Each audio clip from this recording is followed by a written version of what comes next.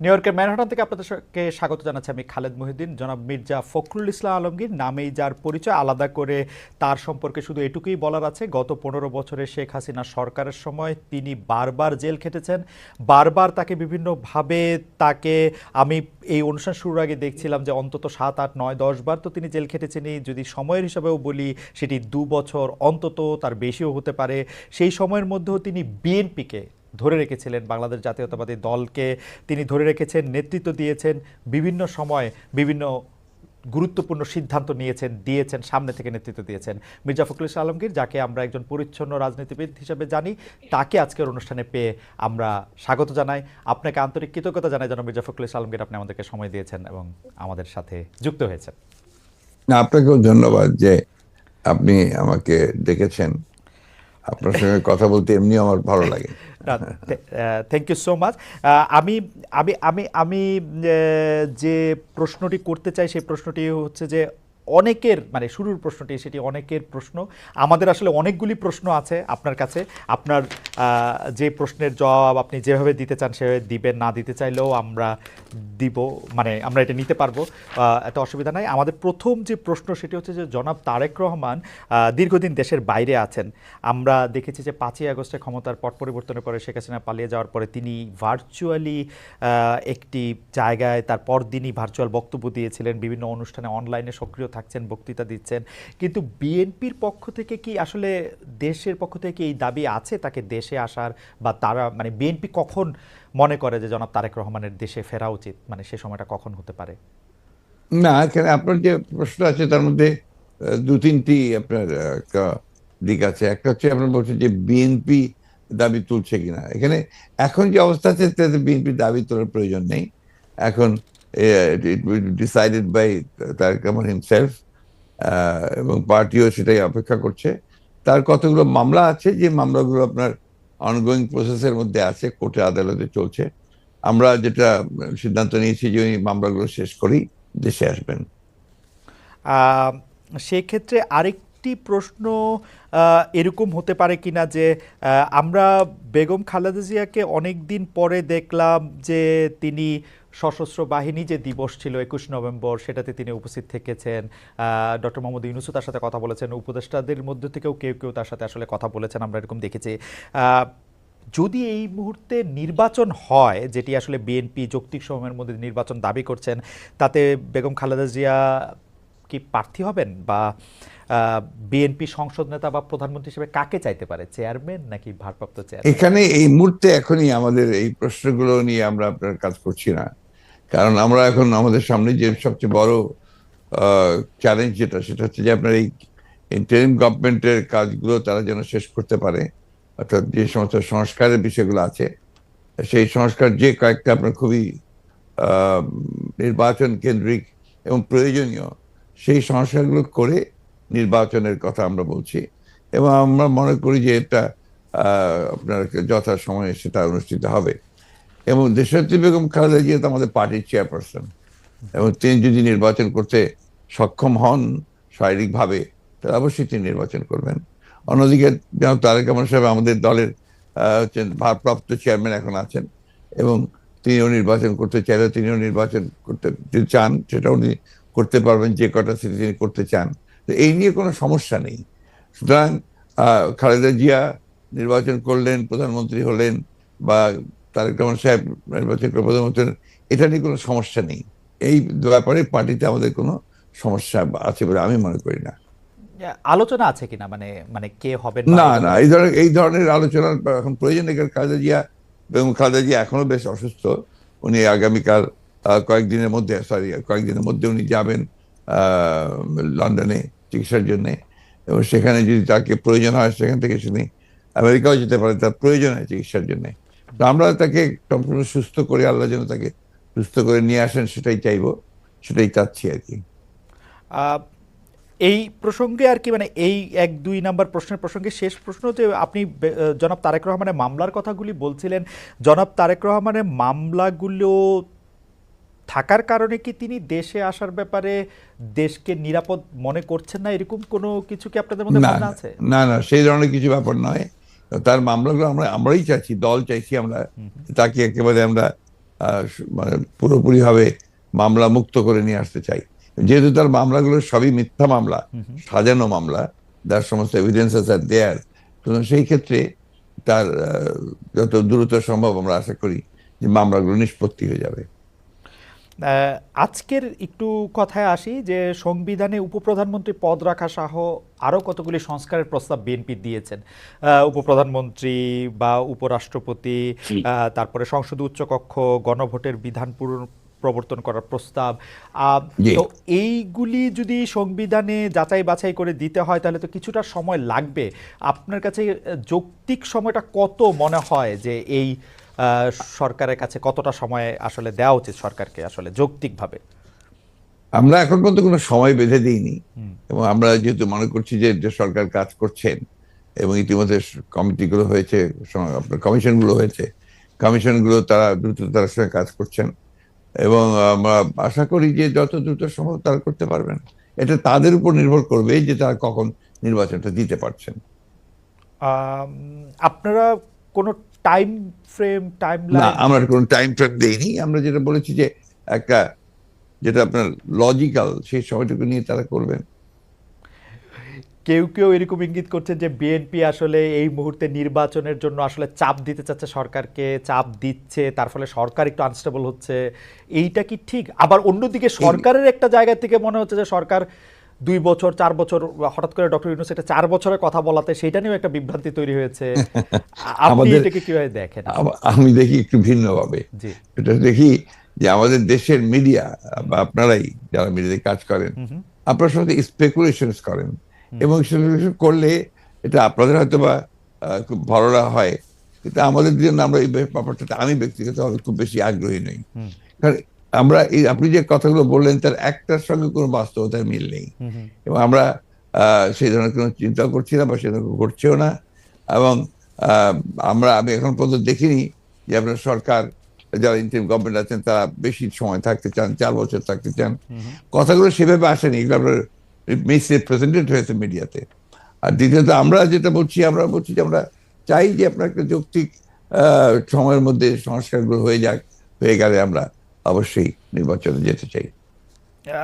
আপনারা উম, যৌক্তিক সময়টা মানে হ্যাঁ আমাদের দোষ আছে জনাব মির্জা ফখরুল আলমগীর, আমরা ঠিকই আমি দোষের কথা বলছি না না, না মানে মানে আমি দোষের মিডিয়ার কথা বলছি না। আমাদের কথা বলছি যে মিডিয়া আপনার স্পেকুলেট করেন, স্পেকুলেশন মিডিয়া করতেই পারে, কিন্তু আমরা যেটা বাস্তবতা আমি আপনাকে সেটাই বলছি।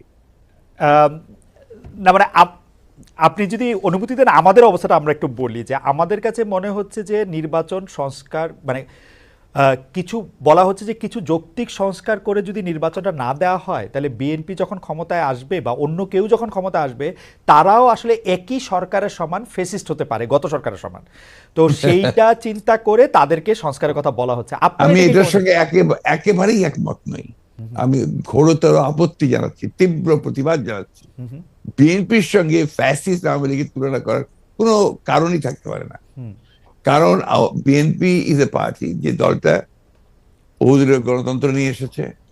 আওয়ামী লীগ একদলীয় শাসন ব্যবস্থা বাকশালে ছিল, আমরা বহুদলীয় গণতন্ত্র নিয়ে এসেছি। আমরা সংসদীয় গণতন্ত্র নিয়ে এসেছি, ম্যাডাম জিয়া নিয়ে এসেছেন। আমরা তত্ত্বাবধায়ক সরকার বিধান পাশ করেছি পার্লামেন্টে, এবং আমাদের কাছে ফ্যাসিস্ট হওয়ার এখন পর্যন্ত তো প্রশ্নই উঠতে পারে না। আমাদের যে পার্টির স্ট্রাকচার, আমরা যে কাজ করেছি, সেগুলো সমস্ত গণতন্ত্রের পক্ষে গেছে, এবং 14 বছর লড়াই করেছি তো ফ্যাসিস্ট হওয়ার জন্য নয়, গণতন্ত্রকে প্রতিষ্ঠা করবার জন্য। সুতরাং এই কথাগুলো যখন বলা হয় তখন এই কথাগুলো আমার কাছে মনে হয় যেটা আপনার শুধুমাত্র হয় কথার কথা বলার জন্য বলা হয়, অথবা বিএনপিকে আপনার ছোট করে খাটো করে দেখানোর চেষ্টা করা হয়। কিন্তু এখানে তো পাশাপাশি আরো দুটো সত্য আছে। একটা সত্য হচ্ছে যে বিএনপিও তো আসলে ক্ষমতায় ভারসাম্যের কথা বলছে, এবং সেই ক্ষমতায় ভারসাম্যের কথা বলতে গিয়ে এই প্রধানমন্ত্রী, উপপ্রধানমন্ত্রী, রাষ্ট্রপতি, উপরাষ্ট্রপতি জাতীয় সংস্কারের কথা বলছে, এই বিষয়টি যেমন আছে। এবং বিএনপিও রাষ্ট্র ক্ষমতায় ছিল, তখনও বিএনপিতে আসলে ক্ষমতার ভারসাম্য আছে কিনা সেটা নিয়ে প্রশ্ন উঠেছে। আবার আপনি যদি আমাকে অনুমতি দেন আমি বলবো যে বিএনপির একজন খুব গুরুত্বপূর্ণ শীর্ষস্থানীয় নেতা জনাব মওদুদ আহমেদ, আমি তাকে কোট করছি, তিনি লিখেছিলেন আমরা ক্ষমতায় গেলে বিএনপি সাফল্য হবে আরও কম, কারণ দলটির শাসন কৌশলে কোনো উন্নতি হয়নি, দলটিতে নেই কোনো আত্মোপলব্ধি এবং আত্মসংশোধন শব্দ দুটির অস্তিত্ব। অর্থাৎ এরকম কথা কিন্তু আছে। মওদুদ আহমেদের কথাই যে আপনার চূড়ান্ত কথা তা তো নয়। জি, মওদুদ আহমেদ তার দৃষ্টিকোণ থেকে তিনি ওই কথাগুলো বলেছেন। Okay. আমি তো মনে করি যে কথাগুলো সঠিক নয়। বিএনপি একটা পার্টি, যে পার্টিটা আপনাকে গণতন্ত্রকে রিইন্ট্রোডিউস করেছে, মাল্টি পার্টি সিস্টেম ইন্ট্রোডিউস করেছে, যেটা আগে আমি বললাম, আর রিপিট করতে চাই না। তো বিএনপি কে ওই দলের সঙ্গে বা ভাই দলের সঙ্গে তুলনা করাটাকে আমি মনে করি এটা একটা সঠিক তো নয়। আমি মনে করি এটা একটা উদ্দেশ্য প্রণোদিত। আচ্ছা, আরেকটি ব্যাপার সেটি হচ্ছে আমার আগেকার প্রশ্নের সাথে সম্পর্কিত, যে গণ অভ্যুত্থানের মুখে শেখ হাসিনার দেশ ছেড়ে পলায়ন, আওয়ামী লীগের নিষ্ক্রিয়তা এক ধরনের, মানে আওয়ামী লীগ দেশের রাজনৈতিক প্রেক্ষাপট থেকে বাদ হয়ে গেছে, কেউ কেউ আমাদের মিডিয়ার ভাষায় কেউ কেউ বলছেন যে একটা -1 হয়ে গেছে। অন্তর্বর্তী সরকারকে নিয়ে কোনো -2 সংখ্যা কি আছে? কেন এই প্রশ্নটি উঠছে সেটিও আমি বলি, যেটা কিছুটা আপনি আগেই প্রশ্ন করেছেন যে আওয়ামী লীগ আমলে কিন্তু আমরা দেখেছিলাম যে বেগম খালেদা জিয়ার চিকিৎসার জন্য বারবার বলা হচ্ছিল, কিন্তু 3.5 মাস পরেও বেগম জিয়া এখনও দেশে আছেন, তারেক রহমান সাহেব এখনও দেশে ফিরেন নাই। তো এইটার ক্ষেত্রে কি -2 কোনো আশঙ্কা আপনাদের মধ্যে রয়েছে কিনা অন্তর্বর্তী সরকারকে নিয়ে? এই -2 তো এসেছিল আপনার 1/11-এ। এখন আপনার এই -2 কোনো সমস্যা নেই। কারণ হচ্ছে যে আমরা আগেই বলেছি, আমি গতকাল একটা ইন্টারভিউতে বলেছি যে বিএনপিকে এখন আর কেউ মাইনাস করতে পারবে না। এগুলো এক। 2 নম্বর হচ্ছে আওয়ামী লীগ যদি নিজেরা মাইনাস হয়ে গিয়ে থাকে তো সেটা তো আওয়ামী লীগ হয়েছে, কারণ সে দেশেই নাই, তার নেত্রী পালিয়ে গেছে। সুতরাং আপনার এই জায়গাতে তো তারা নিজেরাই চলে গেছে। এখানে একটা জিনিস আমাদের সবসময় মনে রাখতে হবে, যে রাজনৈতিক দলটি পলিটিক্যালি ব্যাংক্রাফট হয়ে যায়। আওয়ামী লীগ তো এখন আসলে পলিটিক্যালি ব্যাংক্রাফট একটা রাজনৈতিক দল। আমি আগে থেকেই বলছিলাম কথাটা আর কি। তার কোনো রাজনীতি নেই। সে ক্ষমতাকে এমন ভাবে ব্যবহার করেছে তাদের ব্যক্তিগত স্বার্থে, শুধু দলীয় স্বার্থে না, প্রত্যেকের ব্যক্তিগত স্বার্থে। They have minted money like anything. দেশকে তারা একেবারে ফোকলা করে দিয়েছে এবং সেই দেশকে ফোকলা করে দিয়ে পালিয়ে গেছে, এবং এটা জনরোষে পালিয়েছে। নর্থদের যে কোনো মিলিটারি কু বা কিছু হয়েছে, পিপলস রেট, জনরোষ, সেই রোষে তাকে পালিয়ে জীবন বাঁচাতে পালিয়ে যেতে বাধ্য হয়েছে। এই বিষয়গুলো আমাদের মাথায় রাখতে হবে। আমরা কোনো মতেই যেন চেষ্টা না করি এটাকে কোনো মতে খাটো করা। The fascist Awami League regime এতে বাধ্য হয়েছে দেশ থেকে পালিয়ে যেতে জনরোষে। ওকে, গত 15 বছরে আওয়ামী লীগের শাসনকে যে ফেসিবাদী বলা হচ্ছে এবং তার যে পালিয়ে যাওয়াটা, যেটি আসলে আপনি এখন বর্ণনাও করলেন, দুর্নীতি, তারপরে নানা ধরনের নানা কারণে, কিন্তু তার পেছনে আপনাদের আমলে যে 20 বছর আগে 21 আগস্টে গ্রেনেড হামলা, বিচারকদের বয়স বাড়িয়ে তত্ত্বাবধায়ক সরকারকে প্রশ্নবিদ্ধ করার মাধ্যমে শেখ হাসিনাকে কর্তৃত্ববাদী শাসনের দিকে নিয়ে যাওয়া, এ নিয়েও আসলে নানা ধরনের আলোচনা আছে। এই দুটি ঘটনা যদি হাইন্ডসাইট আপনি একটু দেখেন, যে মানে যেগুলি হচ্ছে ক্রাইমের ঘটনা, অর্থাৎ হচ্ছে 21 আগস্টের গ্রেনেড হামলা, 10 ট্রাক অস্ত্র, আবার অন্যদিকে তত্ত্বাবধায়ক সরকার ব্যবস্থাটাকে একটা এরকম জায়গায় নিয়ে যাওয়া, এই দুটিকে আপনি আপনার মূল্যায়ন আমরা একটু শুনতে চাই। যে দুটি আপনার 21 আগস্টের যে ঘটনা, এই ঘটনার সঙ্গে বিএনপিকে জড়িত করা এবং বিশেষ করে তারেক রহমান সাহেবকে জড়িত করা, এটা পুরোপুরি ভাবেই রাজনৈতিক উদ্দেশ্য প্রণোদিত। এটা কোনো মতেই বিএনপি এর সঙ্গে জড়িত তো নয়ই, বরঞ্চ আমি মনে করি যারা বিএনপিকে শত্রু হিসেবে চেনে তারা জড়িত, এবং এখানে বেনিফিশিয়ারি কারা হয়েছে সেই বিষয়টা আমাদেরকে অবশ্যই লক্ষ্য রাখতে হবে। 21 আগস্টের মামলায় who was the beneficiary? Beneficiary was Awami League. কারণ বিএনপি ক্ষমতায় থেকে সে এমন কোনো ঘটনা ঘটাবে কেন যে ঘটনাটা তার বিপক্ষে যাবে? এটা গেল 1 নম্বর।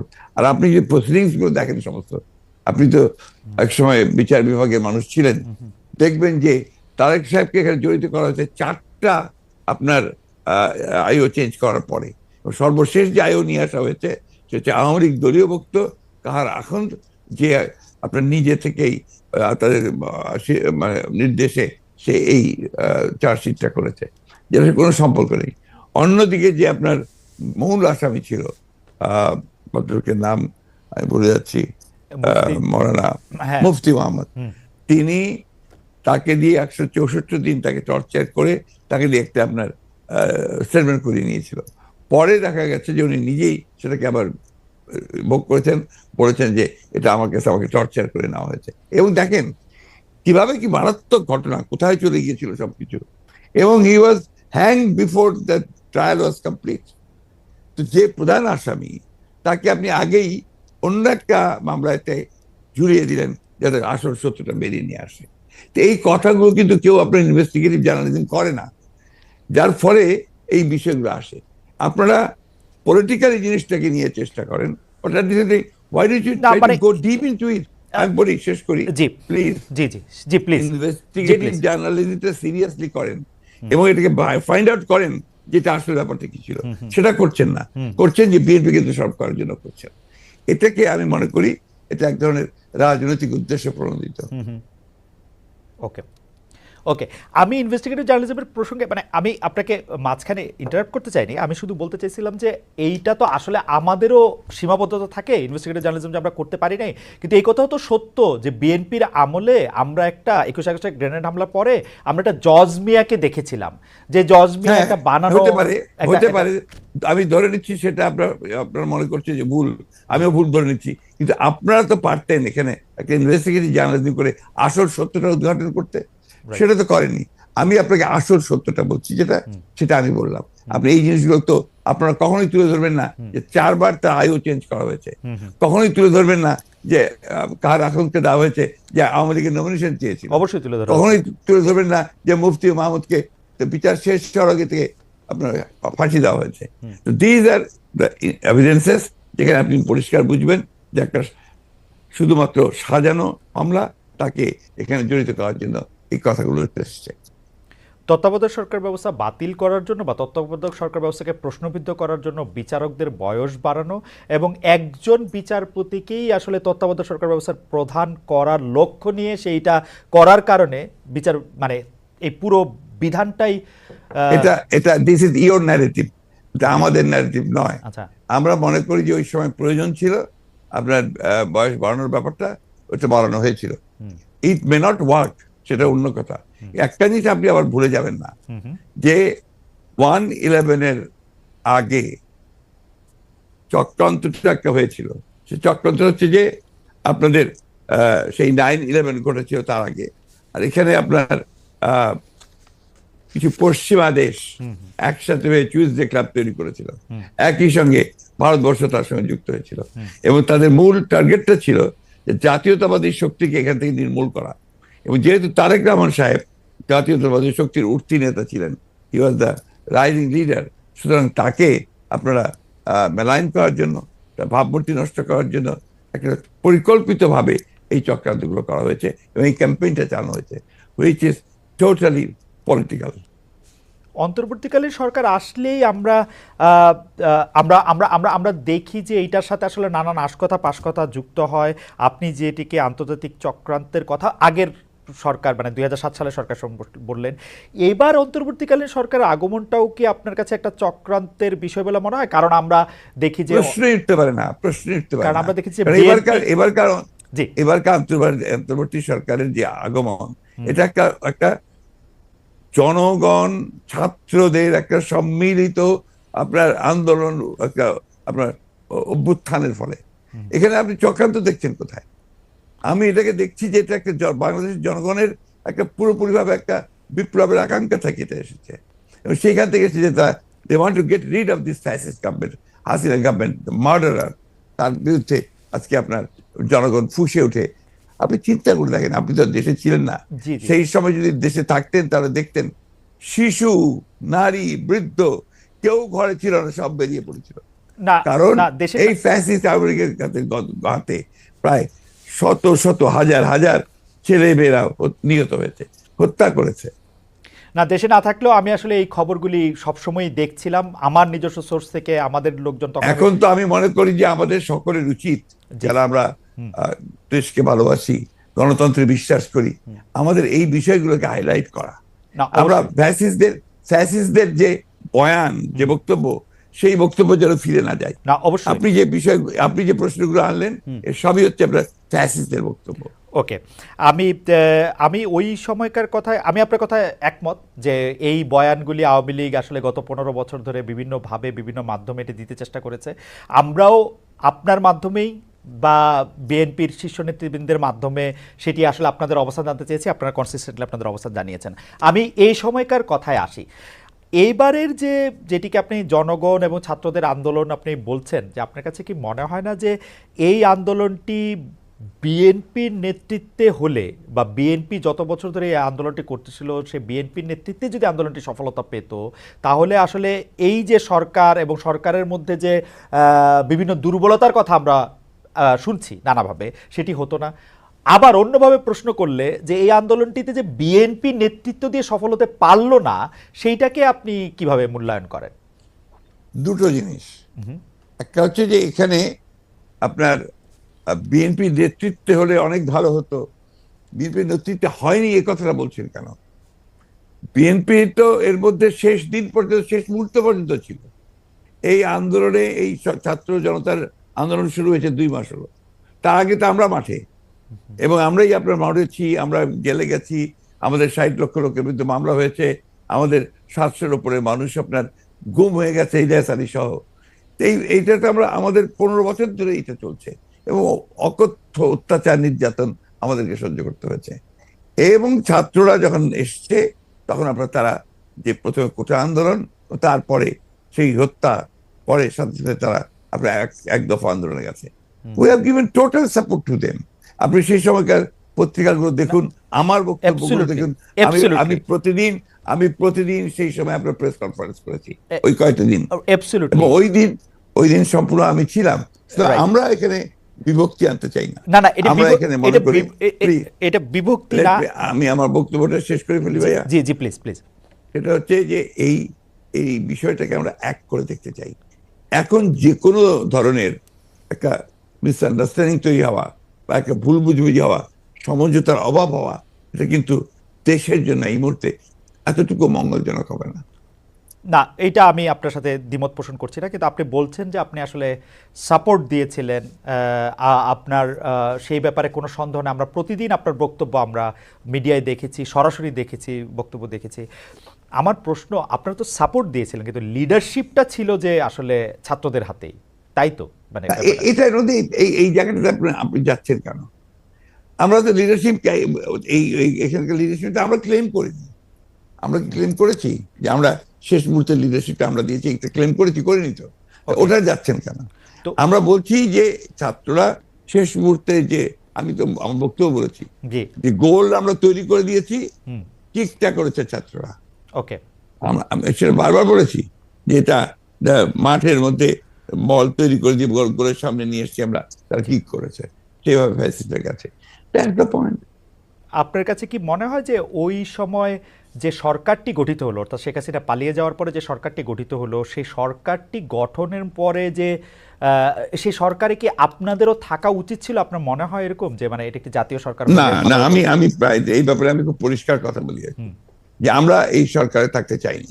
কারণ আমরা মনে করেছি যে মূল বিষয়টা যেটা থাকবে সেটাকে আপনার নিরপেক্ষ, নির্দলীয় হলে সব দিক দিয়ে ভালো হবে।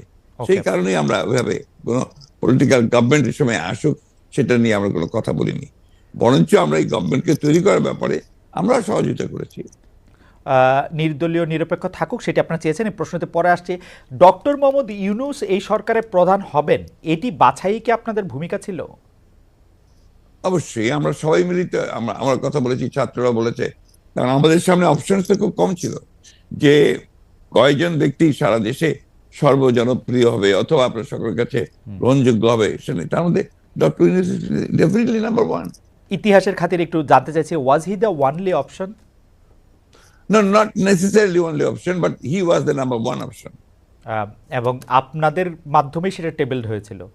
ডেফিনেটলি, ওরা ছাত্ররাও করেছে, দিয়েছে, আমরাও দিয়েছি। ওকে, এখন যখন ব্যাপারটা এরকম দাঁড়ায় যে অনেক ক্ষেত্রে আপনি শুনেন যে সরকারের পক্ষ থেকে বিএনপির অনেক সমালোচনা করা হয়, এবং কেউ কেউ এরকম বলতে চেষ্টা করেন যে বিএনপি কোনো কোনো ক্ষেত্রে আওয়ামী লীগের সাথে মিলেও আসলে এই সরকারকে একটু চাপে রাখতে চায়। সেই ব্যাপারটাকে তাহলে আপনি আসলে কিভাবে দেখেন? কারণ আপনি দেখুন, আমি খুব খুশি হতাম আপনি যদি মোর পলিটিক্যাল সাইডগুলোতে যেতেন। জি, আপনি এমন কতগুলো ব্যাপার নিয়ে আসছেন যে বিষয়গুলো কিন্তু আপনার আমি মনে করি যে এই মুহূর্তে এই দেশের জন্য এই বিষয়গুলো খুব একটা ইম্পর্টেন্ট না, বরঞ্চ ক্ষতিকর। ওকে, আমি খুব কিছু ক্যাটেগরিক্যালি বলতে চাই আপনাকে জি যে এখন আমাদের সামনে যে বিষয়টা সবচেয়ে বড় প্রয়োজন জি বলেন সেটা হচ্ছে, সেটা কি? সেটা হচ্ছে যে একদম peaceful transition to democracy. And এটা হচ্ছে সবচেয়ে বড় প্রয়োজন। ওকে, এবং তার জন্য যে সংস্কারগুলো করা দরকার, সেই সংস্কার করার জন্য সময়টুকু নেওয়া। আমরা Okay. ওই দিকে যেতে পারলে আমরা মনে করি যে জাতির যে চ্যালেঞ্জ মোকাবেলা করছে সেটাকে বহুলাংশে সম্ভব হবে আপনার নেওয়া, একই সঙ্গে আমরা সামনের দিকে এগিয়ে যেতে পারবো। তাহলে কি আপনি সংস্কার নিয়ে একটু কথা বলবেন? কিন্তু আমি আসলে সংস্কার নিয়ে যখন কথা বলতে চাই তখন তো আসলে একটা টাইমলাইন আমার জানতে হবে যে আসলে আপনার সংস্কারের না, জন্য আপনার জানতে হবে, কিন্তু আমি তো দিতে নাও পারি। জি জি জি জি সেটি আপনি আপনার জানাটা তো আমার কাছে খুব বেশি ইম্পর্টেন্ট না। ওকে, তাইলে তাইলে আপনার কাছে ইম্পর্টেন্ট এখন হচ্ছে যে মানে কোনটা, যে এই সরকার আমার কাছে, আমি খুব পরিষ্কার করে বলেছি, জি আমি মনে হয় যে আমি কোনো অস্পষ্ট নেই। জি আমি বলেছি যে এই সরকার যে সংস্কারের কাজে হাত দিয়েছে সেই সংস্কারগুলো তারা দ্রুত শেষ করবে, এবং সেটা স্পষ্ট করে বলাও আছে আমাদের যে একটা সুষ্ঠু অবাধ নির্বাচনের জন্য যেটুকু প্রয়োজন সেটুকু করেই তারা যাবে, এটা আমাদের বক্তব্য। They may think যে না, আরো করতে চাই, কিন্তু তাদের মূল যে 6টা কমিশন তারা করেছে সেই 6টা যত দ্রুত করতে পারে আমরা মনে করি সেটা দ্রুতই করে নিয়ে যাওয়া সম্ভব। এটা কোনো ব্যারিয়ার না, দিস ইজ নো ব্যারিয়ার। ওকে, আপনি কি মনে করেন যে নির্বাচন সুষ্ঠু করার জন্য সংবিধানে উপপ্রধানপতি, উপরাষ্ট্রপতি, দুইবারের বেশি প্রধানমন্ত্রী না হওয়া, সংসদ উচ্চকক্ষ, এগুলি খুব গুরুত্বপূর্ণ? মানে এগুলি না না, আপনি জিনিসটার ব্যাখ্যাটা বোধহয় আমার মনে হয় যে আপনি আপনার মতো করে দিচ্ছেন। ব্যাখ্যা দিচ্ছি। আমরা যেটা সবাই আমরা যেটা লক্ষ্য করেছি সেটা আমরা দেখেছি যে আপনার বাংলাদেশের যে রাষ্ট্র কাঠামো, যেটা জি বারবার পরিবর্তন হয়েছে 72 সাল থেকে আপনার কিছুদিন আগে পর্যন্ত শেখ হাসিনা সেটাকে আপনার তছনছ করে দিয়েছে। এটাকে একটা স্ট্রাকচার আনা দরকার। আগেরটাই যে থাকবে তার তো মানে নেই। আমরা মনে করেছি এই কাজগুলো হলে এটা আরো সুন্দর হয়, যে কারণে আমরা আমাদের মতো করে আমরা 31 দফা দিয়েছিলাম। রাইট, সেই 31 দফার প্রেক্ষিতে আমরা এই বিষয়গুলোতে আমরা এসেছি। আমরা রাষ্ট্রপতি, প্রধানমন্ত্রীর যে আপনার ক্ষমতার ভারসাম্য সেটাকে রক্ষা করতে চেয়েছি, এবং একই সঙ্গে আমরা মনে করেছি যে উপরাষ্ট্রপতি হলে সেখানে আরেকটা ব্যালেন্স তৈরি হয়। আমরা মনে করেছি যে আপনার উপপ্রধানমন্ত্রী হলে সে আরেকটা ব্যালেন্স তৈরি হয়, একটা মন্ত্রীদের মধ্যে, প্রধানমন্ত্রীদের মধ্যেও ক্ষমতার ভারসাম্য সৃষ্টি হয়। Democracy and parliament form of democracy, এটা তো আপনার কারো কাছে সুনির্দিষ্ট একক ব্যক্তির হাতে ক্ষমতা থাকে না, right, parliamentary form of democracy বেশি করে। সেই জিনিসটাই আমরা করার চেষ্টা করেছি। আপনি আসলে এটি আমাদের স্বীকার করতেই হবে যে আপনি বরাবরই এই ব্যাপারে কনসিস্টেন্ট। আপনি সারা এই ব্যাপারটি এমন কি অগস্টে শেখ হাসিনা পালিয়ে যাওয়ার পর সেই অগাস্ট থেকে আপনি বলে আসছেন যে আওয়ামী লীগকে বাদ রেখে নিষিদ্ধ করে নির্বাচন, গণতন্ত্র ঠিকঠাক চর্চা হবে না। আমি প্যারাফ্রেজ করছি, correct me if I am রং। প্রধান উপদেষ্টা ডক্টর মোহাম্মদ ইউনূসও সম্প্রতি সরাসরি বলেছেন বিএনপি যেহেতু চায় না সেহেতু আওয়ামী লীগকে নিয়েই নির্বাচন হবে। আওয়ামী লীগ নিয়ে আপনাদের এই অবস্থানের কারণ কি? প্রতিপক্ষের নিষ্ক্রিয়তার মধ্যে আমার মনে হয় এই জায়গায় বলতে আমি বাধ্য হচ্ছি, জি এই জায়গায় বলতে আমি বাধ্য হচ্ছি যে প্রফেসর ইউনূস সাহেব সঠিক, আমরা যেটা বলেছি সেটা সঠিকভাবে তিনি প্রেজেন্ট করেন নাই। কারণ আমরা চাই, এই কথাটা আমরা কোথাও বলিনি। আমরা বারবার এই একটা কথাই বলে এসেছি যে আওয়ামী লীগ একটা রাজনৈতিক দল, সে রাজনীতিতে থাকবে কিনা, নির্বাচন করবে কিনা, it will be decided by the people, not by any particular political party. আমি একটা রাজনৈতিক দল, আওয়ামী লীগ একটা রাজনৈতিক দল। সুতরাং আমি মনে করি এটা আমাদের জন্য শোভনীয় নয়, শালীন নয় যে আরেকটা দল থাকবে কি থাকবে সেই সম্পর্কে কমেন্ট করা। ওকে, পরিষ্কার। নির্বাচনেই সিদ্ধান্ত হবে যে আওয়ামী লীগ থাকবে কি থাকবে না। তাহলে হচ্ছে যে আপনাদের সাথে এইটা নিয়ে ডক্টর ইউনূসের আসলে সেই অর্থে কথা হয় না। আপনি বললেন যে সেটা আসলে হয়তো ওনার কাছে ভুল উপস্থাপন করা হয়েছে বা উনি ভুল বুঝেছেন। আমি জানি না উনি কিভাবে বলেছেন, এটা ওনার বক্তব্য, কিন্তু আমরা এই ধরনের কোনো বক্তব্য দেইনি। দর্শকদের মধ্যে অনেকেই একটি প্রশ্ন করছেন, একটু একটু যেটি হচ্ছে যে আপনি গত 15 বছরের, বা যদি আমি বলি যে শেষ 7-8 বছরে আপনি অনেক বেশি যার সাথে মাঠের রাজনীতিতে আপনার কথার লড়াই হয়েছে, সে ওবায়দুল কাদের সাহেব একবার বলেছিলেন যে আপনার বাসায় গিয়ে উঠবেন এবং উনি এখন কোথায় আছেন সেটি জানেন না, আপনি জানেন কিনা এটি কেউ কেউ জানতে চাইছেন যে আমি আপনার কাছে আশ্রয় চেয়েছিলেন কিনা তিনি, আর কি প্রশ্নটা অনেকটা আমি এই ধরনের প্রশ্নের উত্তর দেই না। ওকে, এটাকে আমি মনে করি যে রাজনীতিটা এটা খুব ইম্পর্টেন্ট না। ওকে, ঠিক আছে, আমি নেক্সট প্রশ্নে যাই। প্রশ্নে যাওয়ার আগে আসলে আপনার একটি কোট নিয়ে আমরা দর্শকদের কাছে জানতে চাইছিলাম যে সংবিধান সংস্কার হতে হলে নির্বাচিত সংসদ দরকার বলেছিলেন জনাব মির্জা ফখরুল ইসলাম আলমগীর। এই অবস্থান সঠিক বলে মনে করেন কিনা? এই অবস্থান সঠিক বলে মনে করছেন শতকরা 35% দর্শক, শতকরা 65% দর্শক মনে করছেন যে এই অবস্থান সঠিক নয়। 75,000 দর্শকের মধ্যে ভোট দিয়েছেন। আপনি এটি নিয়ে মন্তব্য করলেও করতে পারেন। অনেকেই মনে করছেন যে আগে সংস্কার হওয়া উচিত, পরে নির্বাচন হওয়া উচিত। এই ব্যাপারটিতে কি আপনার কাছে মনে হয় যে এটিতে আসলে কোনো একটা রেফারেন্ডাম দেওয়া উচিত, বা এটি আসলে? দেখুন, রেফারেন্ডাম দিলেও তো আপনার কনস্টিটিউশন অ্যাসেম্বলি লাগবে। রেফারেন্ডাম দিবে কে? আপনার মূল জায়গাগুলোতে আপনার ওইভাবে আলোচনা করতে আসলে না, আপনার যে আসলে এই সিদ্ধান্তগুলো নিতে হবে তো একটা ইলেক্টেড বডিকে। রাইট। সেই ইলেক্টেড বডি কনস্টিটিউশন অ্যাসেম্বলি হতে পারে, পার্লামেন্ট হতে পারে। আপনি সংবিধান যখন আপনি পাস করবেন, সেই সংবিধান পাসটা করবে কে? কে করবে? Who's the authority? সংবিধান নিয়ে যখন কথা উঠলো তখন আরেকটা জনপ্রিয় কথা এরকম যে এই সরকারের আসলে সংবিধানের এত অনুগামী হওয়া দরকার ছিল না যে আসলে সংবিধানটাকে, আপনি কি এটা কেন সরকারের সংবিধান নিয়ে অনুগামী হওয়া দরকার ছিল না কেন? কারণ এটি ফেসিস্ট হাসিনার সংবিধান, মানে যারা যেটি বলছেন সেটির কথা আমি বললাম আর কি। না, বিষয়টা তো হচ্ছে কি, ফ্যাসিস্টের সংবিধানকে আপনি বিপ্লব করে উড়িয়ে দেন, বাতিল করে দেন, সেটা আপনারা করেন নাই। সেটা তো এই সরকার করে নাই, বা তারা করতে পারে নাই। এটা যদি আপনার বাতিল করে দিত, সংবিধানকে উড়িয়ে দিত, একটা বিপ্লবী সরকার গঠন করতো, তাহলে এই প্রশ্নগুলো আসতো। এখন এই প্রশ্নগুলো অবান্তর। এখন এই প্রশ্নগুলো করা মানেই হচ্ছে আপনার পিছন দিকে চলে যাওয়া এবং এটাকে ড্র্যাগ করা। আমি মনে করি এই আলোচনাগুলো খুব বেশি প্রয়োজন নেই। আচ্ছা, শুধু একটু এটা জানতে চাই যে এটা যে আসলে ওরা বিপ্লবী সরকার করতে পারলো না, তখন যে সংবিধানটাকে উড়াই দিতে পারলো, এর পিছনে কি কোনো কারণ আছে? আপনাদের কোনো পরামর্শ আছে বা ডক্টর? আমি জানি না, তাদের তো আসলে একটা জিনিস আপনারা কেন ভুল করছেন। যখন এই আপনার এই বিপ্লব হয়, তখন কি ছাত্রদেরই বা আপনার কোন রকমের একটা অর্গানাইজ পলিটিক্যাল পার্টি? দেখেন, একটা বিপ্লব করতে হলে একটা বিপ্লবী সংগঠন দরকার, বিপ্লব করতে হলে একটা বিপ্লবী সেনাবাহিনী দরকার। এই বিষয়গুলোতে আমরা সবাই যা যা খুশি বলে যাচ্ছি, যার যেমন খুশি। এটা ঠিক না তো। আপনার বাস্তবতা সব কথা বলতে হবে, তাত্ত্বিক কথার সঙ্গে সঙ্গে বাস্তবতা থাকতে হবে। তো আমার কাছে মনে হয় যে এই বিষয়টি আপনি যেভাবে পরিষ্কার করলেন, সেটি আগেও আপনি বলেছেন, সেটি আসলে পরিষ্কার হলে আমাদের সবারই সুবিধা। এখন কেউ কেউ বলছেন এটি বিপ্লব না গণ অভ্যুত্থান না কি, সংবিধান থাকতে হবে না রাখতে হবে, সেটি নিয়ে আসলে অনেক কথা।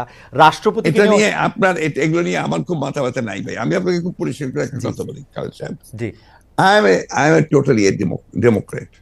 আমি একটা আপাদমস্তক গণতন্ত্র বিশ্বাসী মানুষ, এবং গণতন্ত্র বিশ্বাসী মানুষ বলি আমি গণতন্ত্রের কথাই সবসময় বলি। এটা তো হয়তো কেউ এগ্রি করবে, কেউ এগ্রি করবে না, কেউ বিভিন্ন কথা বলবে, কেউ বুঝতে পারবে না। কিন্তু আমি এটা বুঝি, যেহেতু একসময় বিপ্লবী দল করেছি, একসময় বিপ্লবের কথা বলেছি, বিপ্লবও করেছি, যুদ্ধও করেছি। আমি যেটা বুঝি সেটা হচ্ছে যে বিপ্লব যদি কেউ করতে চায়, তাহলে তাদেরকে বিপ্লবী সংগঠন লাগবে। বিপ্লব যদি করতে হয়, তাদেরকে বিপ্লবী সেনাবাহিনী লাগবে। তা নাহলে ওই বিপ্লবকে এক মুহূর্তের জন্য কন্টেইন করা যাবে না। ওকে, আপনি গণতন্ত্রের কথা বলেন বলেই আপনার কাছে আসলে আমাদের প্রশ্ন বারবার যে আপনি সব মানুষের সমান অধিকারের কথা, গণতন্ত্রের কথা বলতে গিয়ে আপনি সব মানুষের সমান অধিকারের কথা বারবার বলছেন, সবার নিরাপত্তার কথা বলছেন, অথচ শাহবাগে সোমবার আন্দোলনরত সনাতনীদেরকে যুবদলের নেতৃত্বে লাঠিসোঁটা দিয়ে ধাওয়া দেওয়া হয়েছে বলে আমরা পত্রিকায় পড়েছি। আমরা যে কাজ প্রশাসনকে, পুলিশকে, সরকারি দলের লোকজনকে করতে দেখি, সেই দায়িত্ব আসলে যুবদল কেন নিচ্ছে? আপনি এটা নিয়ে কিছু বলবেন? এই দায়িত্বটা যুবদলের উপরে কেন চাপাচ্ছেন আপনারা? যুবদল যে করেছে তার প্রমাণ আছে কেন? ওয়াই দিস এই ধরনের বক্তব্য যাওয়ার চেষ্টা হচ্ছে কেন? আপনি সবসময় আমরা লক্ষ্য করেছি যে একটা এই ধরনের ঘটনাগুলোর সঙ্গে বিএনপিকে জড়িত করার চেষ্টা করা হয়। এই ধরনের ঘটনাগুলোর সঙ্গে এটা কোনো মতেই বিএনপির সঙ্গে কোনো সম্পর্ক নেই। এটা was the government, the police, তারা করেছে এটা। আর সেই সঙ্গে আপনার সেই ছেলেরা যারা আপনার হয়তো সেখানে ছিল, তারা করেছে। যুবদলের কেউ এটার সঙ্গে জড়িত ছিল না। তার মানে যুবদল পার্টি কখনোই ছিল না। তার মানে bdnews24.com-এর যে রিপোর্টটা আমরা পড়ছি সেই রিপোর্টের ক্ষেত্রে এই কথা বলা হয়েছে, তাহলে এটা আসলে ঠিক না। আমি এই রিপোর্টের সঙ্গে একমত নই। ওকে, আমরা 5 আগস্টের পরে এইটা খুব দেখতেছি যে বিএনপির সমালোচনা করতেছেন জামায়াতের আমির, বিএনপিকে ইঙ্গিত করে এরকম কথাও বলা হয়েছে তাদের তো নির্বাচনও লাগে না। আওয়ামী লীগ ইতিমধ্যে যা দখল করেছিল, আওয়ামী লীগ ফুটপাত থেকে শুরু করে সব বিএনপি দখল করে নিয়েছে, যা আওয়ামী লীগ 15 বছর সাজিয়েছিল তা দখল করে নিয়েছে, 80 ভাগ দখল করে নিয়েছে, ইত্যাদি ইত্যাদি। এই ব্যাপারটাকে আসলে পলিটিক্যালি আপনি কিভাবে দেখছেন, যে মানে আসলে মানে আমি পলিটিক্যালি ভাই ভিন্নভাবে দেখি। আমি ব্যক্তিগতভাবে আমি খুব পজিটিভ মানুষ, আর আমি আপনার ঠিক ওই নিন্দুকের পর্যায়ে পড়ি না ব্যক্তিগতভাবে। মেবি আমার পলিটিশিয়ান হিসেবে সে দুর্বলতা হতে পারে। আমি প্রত্যেকটা জিনিসকে আপনার সামনে ফরওয়ার্ড লুকিং দেখতে চাই এবং একটা পজিটিভ ভাবে দেখতে চাই।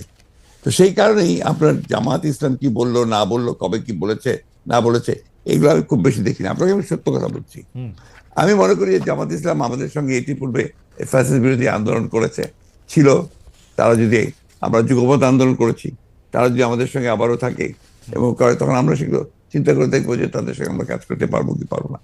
জামাত ইসলামের সঙ্গে এই যে একটা বিরোধ সৃষ্টি করার চেষ্টা, বা অন্যান্য দলগুলোর সঙ্গে বিরোধ সৃষ্টি করার চেষ্টা, গণতান্ত্রিক দলগুলোর সঙ্গে বিরোধ সৃষ্টি করার চেষ্টা, এটাকে আমি মনে করি এটা বোধহয় গণতন্ত্রের জন্য খুব শুভঙ্কর, শুভ নয়।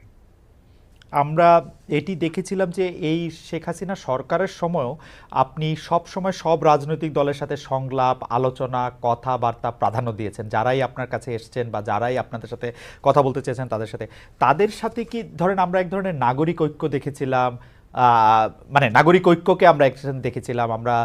আমরা দেখেছিলাম যে ডক্টর কামাল হোসেনের দলের সাথেও আপনাদের একটা ওই ঐক্যগুলির বা ওই রাজনৈতিক দলগুলির সাথে বিএনপির কথাবার্তা বা প্ল্যাটফর্মটা এখন কেমন? মানে আমি আর নাম না বললাম।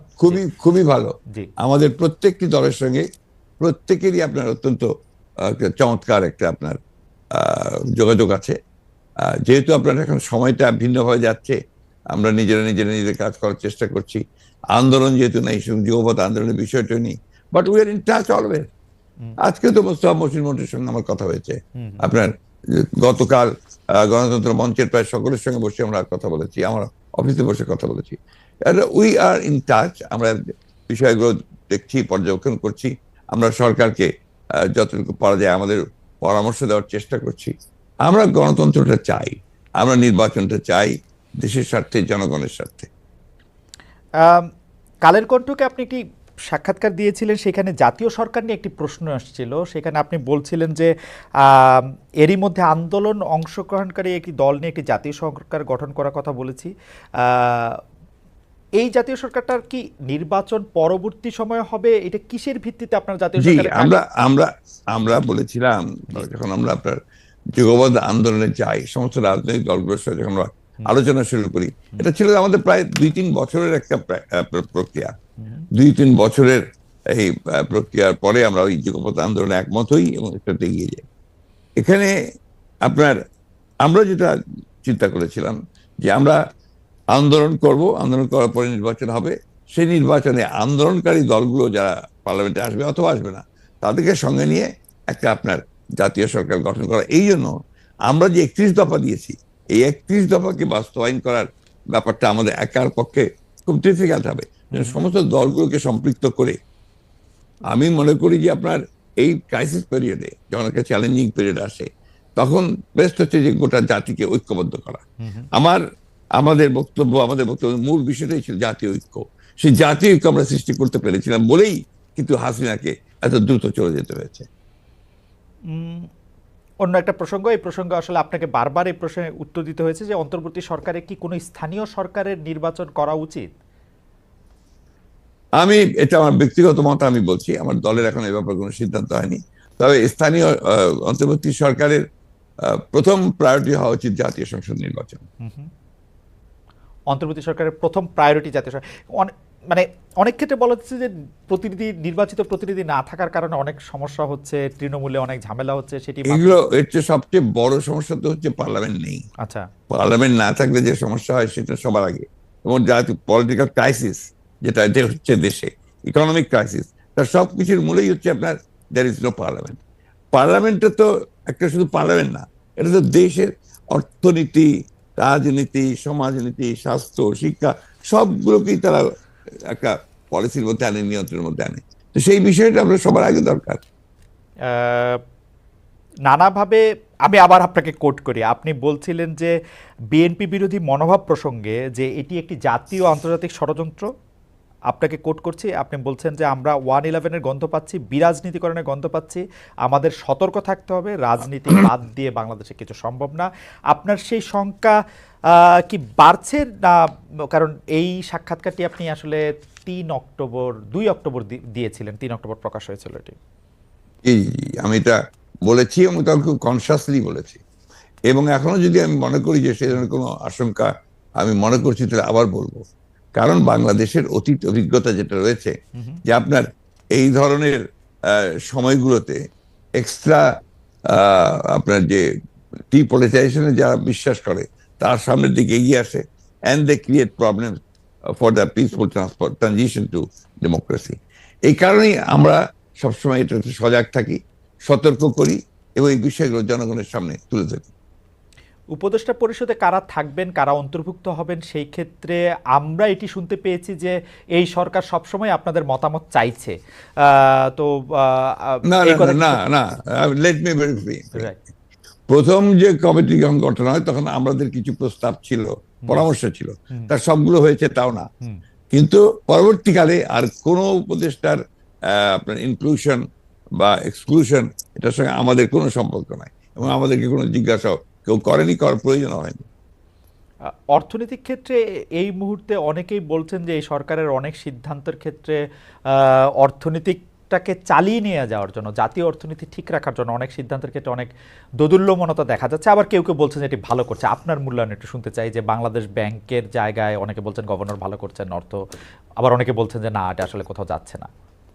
না, ভালো ভালো হচ্ছে আমরা মনে করি। আমার কথা নয়, আমরা আপনার বিভিন্নভাবে যে শুনতে পাই, তাতে বাংলাদেশ ব্যাংক এবং ফিনান্স মিনিস্ট্রি এরা আপাতত এখন পর্যন্ত এই যে একেবারে ধ্বংসস্তূপ, হাসিনা তো শেষ করে দিয়েছে ভাই। এই বিষয়গুলো আমরা কেউ বারবার বলি না কেন? Why did you say these things again and again? She has destroyed the entire political structure and the economic structure, এবং লুট করে শেষ করে নিয়ে গেছে।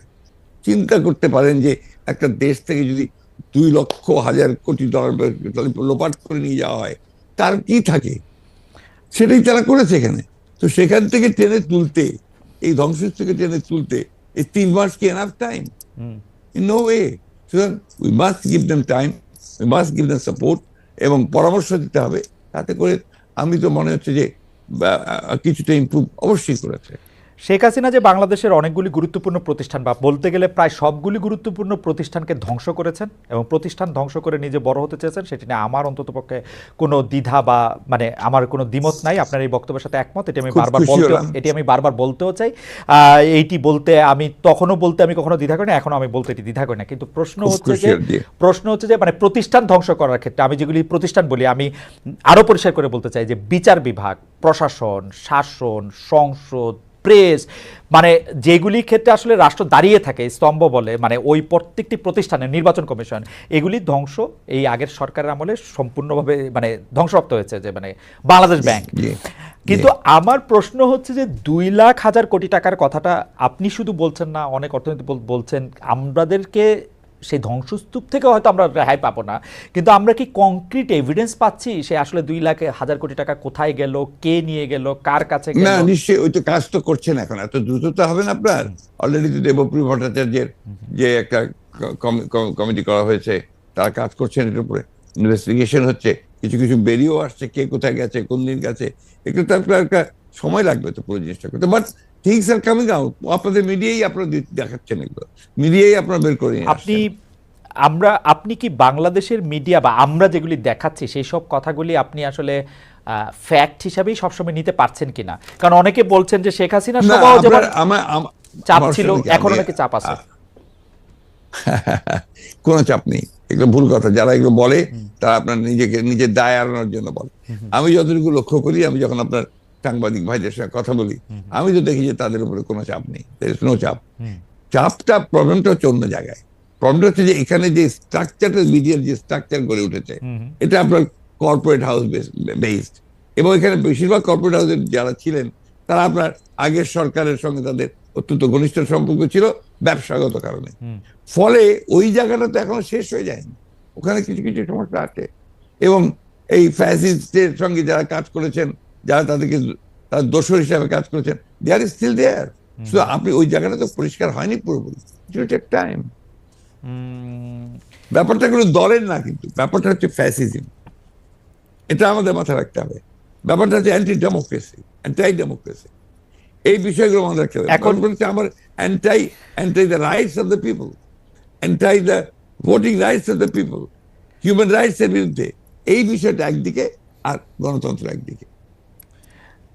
না, গণতন্ত্রের কথা মানে আপনার সাথে কথা বলার একটা সুবিধা হলো যে আপনি পলিটিশিয়ান হলো, আপনি গণতন্ত্রে যেহেতু বিশ্বাসী মানুষ, সেহেতু আপনি কি আসলে এই যে 3 মাস, 100 দিন, 105 দিন এই সরকার বা সরকারের যারা সমর্থক আছেন তাদের আচার আচরণ আপনার কাছে মানে গণতন্ত্রের নম্বরের খাতায় মানে আপনি কত দিবেন? মানে এটাকে মানে যেহেতু তারা এই প্রশ্নটা আমাকে আপনার বণিক বার্তার সম্পাদক সাহেব করেছিলেন। জি, আমি তাকে উত্তর দিয়েছি যে আমি আগে শিক্ষকতা করতাম, তখন আপনার খাতা দেখতাম, স্কোর দেখতাম, স্কোর করতাম। এখন তো আপনি পলিটিক্সে, এখন তো আপনি স্কোর আমি সেভাবে দেই না। আমি স্কোর দেই জনগণের রায়ের ভিত্তিতে। আচ্ছা, মানুষ ভোট দিয়ে কোন রায় দিচ্ছে, দ্যাট ইজ মাই স্কোর, আমি সেটা দেখি। আমি মনে করি যে একটা আনফর্চুনেটলি কনসার্টেড ক্যাম্পেইন আর এফোর্ট যে এই সরকারকে হেয় প্রতিপন্ন করা, তাদেরকে ছোট করে খাটো করে দেখানো, এটা একটা আছে একটা সাইড থেকে, একটা কর্নার থেকে। এটা তো মারাত্মক। এই সরকারকে আমাদেরকে সহযোগিতা করতে হবে, তাদেরকে আমাদের সফল করার চেষ্টা করতে হবে। ভুল ত্রুটি তো থাকবেই, তারা তো আপনার অভিজ্ঞ, একেবারে রাজনীতি অভিজ্ঞ, রাষ্ট্রপ্রচার সবাই যে অভিজ্ঞ তা তো না, but they have the intention to do good. তারা ভালো করতে চায়, লেট আস সাপোর্ট দেম। আমাদের ছেলেরা এসছে এগিয়ে, তাদেরকে আমাকে সমর্থন করতে হবে, এটা বাস্তবতা। কেন সবসময় নেগেটিভ দেখবো? let us see it positively. না, এটা খুবই ইন্টারেস্টিং জনাব মির্জা ফখরুল ইসলাম আলমগীর। আমরা আপনাকে ধরেন আপনাকে নিয়ে আমি যত কাগজপত্র, রেকর্ডিং, ভিডিও সব দেখতে বসছি, তখন বিএনপির সবগুলি নিয়ে আমার কাছে মনে হচ্ছিল যে আপনারা আসলে এই সরকারকে আর সময় দিতে চান না। যেমন আমি এই সরকারকে আর সময় দিতে চাই না, আমি মনে করি এই মুহূর্তে নির্বাচন হওয়া উচিত, আমার কাছে গণতন্ত্র শেষ কথা। কিন্তু আপনার কথা শুনে মনে হচ্ছে যে আপনি আসলে যৌক্তিক সময় দিতে চান, এবং যৌক্তিক সময়টা আসলে কতদিন সেটাও আপনি বলতে চান না, সেটা আসলে 3 বছরও হইতে পারে। তো এটা একটা মানে না না, ভুল কথা। আপনি আবার যে বলেন 3 বছর হতে পারে, 3 বছর কখনোই যৌক্তিক সময় নাই। এবং আপনার আমি যৌক্তিক কথাটা আপনার ব্যাখ্যাটাকে আমরা সঠিকভাবে নিতে হবে। একটা অর্থাৎ একটা এই যে সংস্কার কয়েকটা কথা আমি বলেছি, সংস্কার তো শেষ হয়ে যাচ্ছে 30 ডিসেম্বরের মধ্যে, নভেম্বরের মধ্যে সাবমিট করবে, 31 ডিসেম্বরের মধ্যে সমস্ত চূড়ান্ত সাবমিট হবে, তারপরে আলোচনা হবে, তারপরে আমার তো মনে হয় এটা খুব বেশি সময় লাগার কথা নয়। কিন্তু তারা একটি নতুন ভোটার তালিকা করতে চাচ্ছে, নতুন ভোটার তালিকা করলে তো এটা তো সময় লাগবে আসলে সংস্কার। খুব বেশি সময় লাগার কথা না তো। নতুন ভোটার তালিকাও যদি করতে চায় তাও বেশি সময় লাগার কথা না। আর ভোটার তালিকা করতে নিয়ম আছে, সেই নিয়মে করলে তো কোনো সময় লাগবে না। উপদেষ্টাদের মধ্যে কেউ কেউ আমাকে বলেছেন যে শুধু ভোটার তালিকা করতেই আজকে যদি শুরু করে তাহলে 9 মাস লাগবে। যদি আপনি কেউ বলে থাকে, আমি বলবো যে নির্বাচন সম্পর্কে তার খুব ভালো ধারণা আছে বলে আমার কাছে মনে হয় না। আচ্ছা, তাহলে আপনি মনে করেন যে যৌক্তিক সময়টার মধ্যে থেকে থাকলে, আমি আর আপনাকে টাইম ফ্রেমটা জানতে চাই না, যদিও আমার জানতে খুবই ইচ্ছা করছে যে আপনার মাথায় কোনো একটা তারিখ আছে কিনা। যেমন কেউ কেউ বলছে যে 2025-এর মধ্যেই আসলে নির্বাচনটা হয়ে যাওয়া উচিত। আমার কাছে অবশ্য মনে হয় যে নির্বাচনটা 2025-এর মধ্যে হলেও ঘোষণাটা এই মুহূর্তে আসা উচিত যে নির্বাচনটা কবে হবে, একটা রোড ম্যাপ। সেটা তো আমরা বলেছি, আমরা কিন্তু সেটা পাবলিকলি বলেছি, আমরা একটা রোড ম্যাপ চাই। বলেছি যে গভর্নমেন্টের উচিত একটা ইমিডিয়েট একটা রোড ম্যাপ দেওয়া, তারা কবে কি করবেন, এটা তো গভর্নমেন্টের ডিউটি, আমার না। ওকে, আমি কেন বলতে যাবো যে কবে তুমি কি দেবা? গভর্নমেন্ট বলবে যে আমি এতদিন এটা দেবো। এই কথাটা আমরা খুব পরিষ্কার করে বলেছি, এটার মধ্যে কোনো কিন্তু গোপনীয়তা নেই। গভর্নমেন্টের যারা সাপোর্টার তারা বলছে যে একটি নির্বাচন থেকে আরেকটি নির্বাচন দেওয়ার জন্য এই আন্দোলন হয় নাই, আন্দোলনটি হয়েছে অনেক কিছুকে সামনে রেখে। অনেক যারা এই কথা বলছে, যারা এই কথা বলেছে, তারা সবাই আন্দোলনের সঙ্গে কতটা জড়িত ছিল সেটা আমি জানি না। আমরা 15 বছর ধরে আন্দোলন করছি, আমরা কিন্তু কখনোই একথা, আমরা 31 দফা তো আমরা দিয়েছি 2 বছর আগে, সংস্কারের কথা আমরা বলেছি। একটি নির্বাচন থেকে আরেকটি নির্বাচন কেন দরকার এটা তাদেরকে বুঝতে হবে। সংস্কার করে আরেকটি নির্বাচন দরকার, নির্বাচন ছাড়া গণতন্ত্রের রাস্তাটা, ফটকটা ওটাই, গেটটা সেটাই, সেখানে আপনাকে যেতে হলে নির্বাচন করেই যেতে হবে। কারা, কে, who is eligible to rule this country, কারা দেশ চালাবে, এই কথা তো আপনার জনগণই ঠিক করবে। সেই জন্যই নির্বাচন ইজ দ্য অনলি অল্টারনেটিভ। এই সরকারের ম্যান্ডেট নিয়ে যখন আমি প্রশ্ন করি তখন এই উত্তর আসে যে ম্যান্ডেট হচ্ছে অভ্যুত্থান, আর যদি বিএনপি যে নির্বাচনটি যৌক্তিক সময় বা যত শীঘ্র সম্ভব দেওয়ার কথা বলছে, এটি যদি ঠিক হতো, জনগণ তো 28 অক্টোবরই আসলে দেশকে শেখ হাসিনা পালাতে বাধ্য হতো। এটা কুতর্ক, হ্যাঁ, এগুলো কুতর্ক। আজকে মনে হয় আমি আপনাকে অনেকগুলি কুতর্কের মধ্যে আসলে নিয়ে আসছি। আপনার পছন্দসই আমি দুই একটা প্রশ্ন করতে চাই, আপনি বা আপনার বিষয় আপনি যদি একটু বলেন। দুই একটা বিষয় শেষ হয়ে আসছে। আমি সবসময় মনে করি যে আমার দৃষ্টিকোণ থেকে আমি মনে করি যে গণতন্ত্রের শেষ কথা। শেখ হাসিনার সবচেয়ে বড় অপরাধ আমি মনে করি যে তিনি গণতন্ত্র এবং গণতান্ত্রিক প্রতিষ্ঠানগুলিকে ধ্বংস করেছেন। দুর্নীতি বা অন্যান্য অন্যায় অত্যাচার, জুলাই মাস, সেগুলি সব মাথায় রেখে আমি বলি তার সবচেয়ে বড় অপরাধ হচ্ছে তিনি গণতন্ত্রকে ধ্বংস করেছেন। আমরা আর গণতন্ত্রের ধ্বংসের জায়গায় আর দেখতে চাই না। আপনার পছন্দের যদি কোনো বিষয় থাকে আপনি এটা একটু আমাদেরকে একটু বলতে পারেন। আজকে আমি দুঃখিত যে অনেকগুলি অপ্রিয় বিষয় আপনাকে আমার হয়তো মানে আপনার অপ্রিয় বিষয়ের প্রশ্নের উত্তর দিতে আমি অভ্যস্ত, অতীতও দিয়েছি আমি এখন, এবং এই আত্মবিশ্বাস আমার আছে যে আপনার এই অপ্রিয় প্রশ্নগুলোর উত্তর আমি আমার মতো করে দিতে পারবো। আমার বিশ্বাস আমার দর্শক যারা, শ্রোতা যারা, তারা সেটাকে গ্রহণ করতে পারবেন। আমার কাছে একটাই প্রশ্ন, এই দেশটা আমাদের, আমরা 1971 সালে স্বাধীনতা যুদ্ধ করেছি, পাকিস্তান হানাদার বাহিনীকে উঠিয়েছি, তখন আপনার 30 লক্ষ বলে যে বলুন 30 লক্ষ লোক শহীদ হয়েছে, 3 লক্ষ মা বোনের ইজ্জত গেছে, আমরা দেশ স্বাধীন করেছি। পরবর্তীকালে অনেক চড়াই অধ্যায় পার হয়েছে, বারবার আমরা আঘাতপ্রাপ্ত হয়েছি, গণতন্ত্র ধ্বংস হয়েছে, গণতন্ত্র আবার এসছে। আমরা এখন একটা জায়গায় এসছি যেখানে আমাদের একটা সম্ভাবনা সৃষ্টি হয়েছে। সেই সম্ভাবনাটা হচ্ছে যে আমরা একটা নতুন, সবাই মিলে চিন্তা করে একটা নতুন বাংলাদেশ গড়ার আমরা শপথ নিয়েছি। এই বিষয়টাতে আমরা এগিয়ে যাই।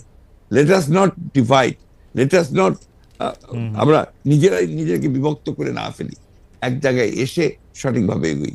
আমার সকলের কাছে আমার বিনীত অনুরোধ থাকবে, বিশেষ করে বাংলাদেশে যারা রাজনীতির সঙ্গে জড়িত হয়েছেন তাদের সকলের কাছে আমার অনুরোধ থাকবে যে আসুন আমরা বাংলাদেশটাকে রক্ষা করি, জাতিকে রক্ষা করি এবং গণতন্ত্রকে রক্ষা করি, সেটাই একমাত্র পথ।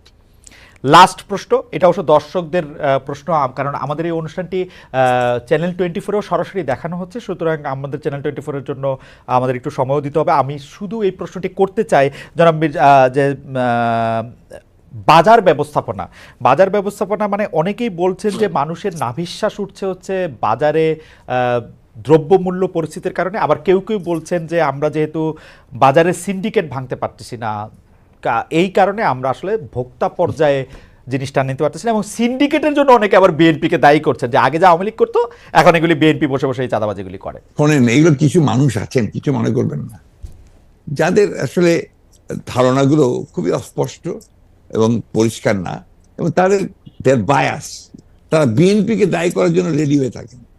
প্রশ্নটা হচ্ছে সে জায়গায় না, বিএনপি কেন, এই সিন্ডিকেটের বিএনপি কেমন করে ঢুকবে?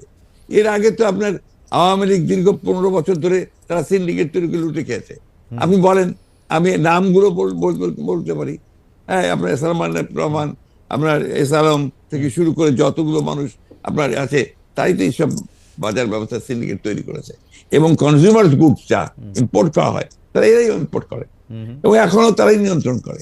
সেই বিষয়গুলো তো আমি আবারও বলছি, সেই বিষয়গুলো আপনি একদিনে পারবেন না, you have to take some time. এটা তো কোনো আপনার একটা অলৌকিক শক্তি নাই কারোর মধ্যে যে সবকিছু মুহূর্তের মধ্যে ঠিক করে দিল। যেটাকে আপনি ধ্বংস করে দিয়েছেন, মাটিতে মিশিয়ে দিয়েছেন। অর্থনীতি বলতে বড় বড় মেগা প্রজেক্ট করেছেন, কিন্তু মানুষ তো শেষ হয়ে গেছে। সেটাকে ফিরিয়ে নিয়ে আসতে it will take some time, definitely, and we must give that time. এমনিতে সাপ্লাই চেনের ক্ষেত্রে অনেক সময় সরবরাহ লাইনের ক্ষেত্রে যেটা ছোট মানে স্থানীয় পর্যায়ে আপনারাও বিএনপি থেকে আসলে আহ্বান জানিয়েছেন এরকম কেউ করে থাকলে আসলে তার বিচার করা, অনেক ক্ষেত্রে আপনারা কাউকে কাউকে বহিষ্কারও করেছেন।